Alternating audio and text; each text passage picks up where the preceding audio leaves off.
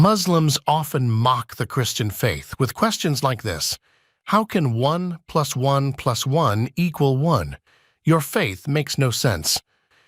And for centuries, Christians have found themselves on the defensive, trying to explain the mystery of the Trinity to Muslims who are convinced their concept of God is far more rational.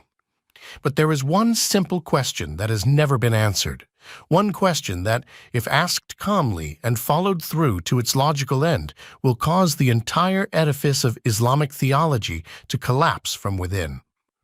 The question is this: what was Allah like before He created anything? According to Islam, Allah is absolutely one, a single person, indivisible. And before all creation existed, Allah existed alone. There was no one beside Him. Now, think carefully about that condition. Islam also teaches that Allah is the most compassionate, the most merciful. But here is the question: toward whom was that love and mercy directed? If Allah was alone from eternity, then His attribute of love had never been active, never real, only a potential, waiting and waiting for creation to arrive so that love could finally be expressed. And this is where the problem becomes serious.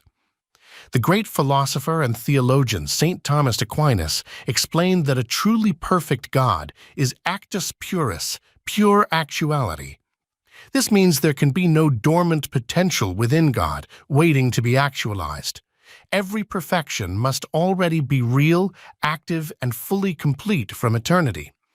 If any attribute of God only becomes active after creation exists, then something within God has changed, and change signals imperfection.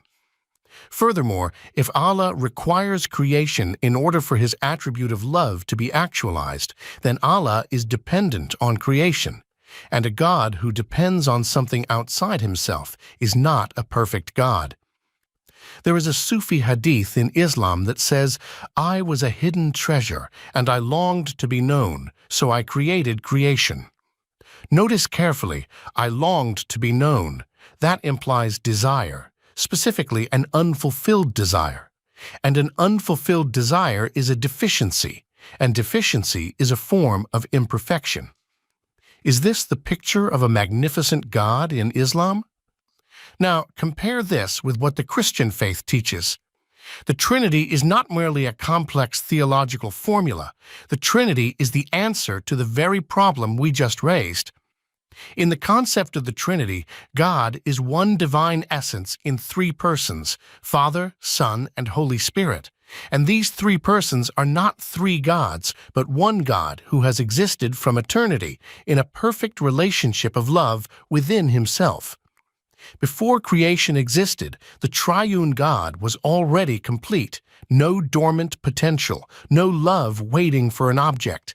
That love was already real and perfect within the Father, the Son, and the Holy Spirit from eternity. Therefore, the triune God is a God who is perfect within Himself from the very beginning.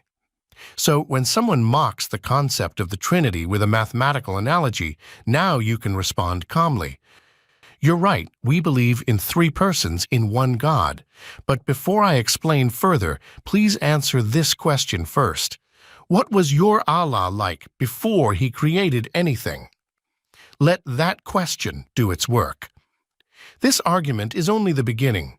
In the Islam and Common Sense Trilogy, Part 1, we will go further into why the Unitarian concept of Tawhid is not only philosophically weak, but also internally incoherent. If you want to understand the Christian faith, not through memorization, but through rigorous common sense, this book was written for you. And if you're a Muslim with intellectual courage who wants to test Islam's concept of God with sharp and probing questions, this book is for you too. Get the book now. Find the link in the video description.